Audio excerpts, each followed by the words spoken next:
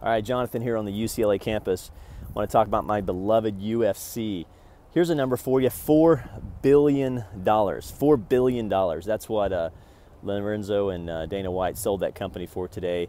You know, if you're like me, you're kind of wondering, like, okay, what's next? I mean, you know, what is the trajectory of the UFC going to continue? I think it is. I think the UFC is still in its infancy.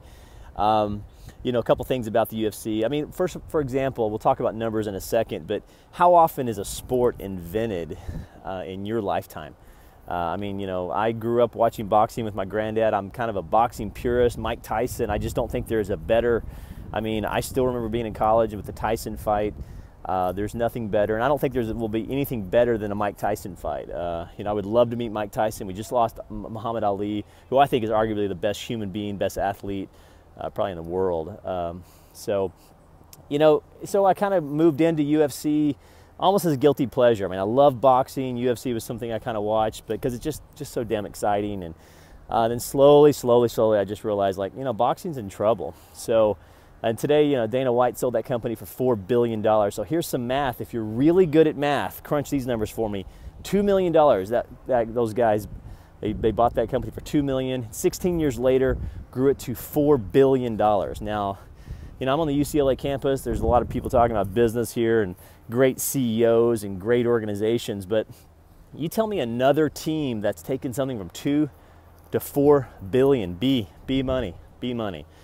That's amazing. So I hope that the trajectory continues. You know, right now some of my favorite fighters are Holm. You know, I mean, I'm team Holm. I didn't really like Miesha Tate until I saw her on Joe Rogan's podcast. So if you have a second, or actually probably 3 freaking hours, go watch that podcast with Miesha Tate and Joe Rogan.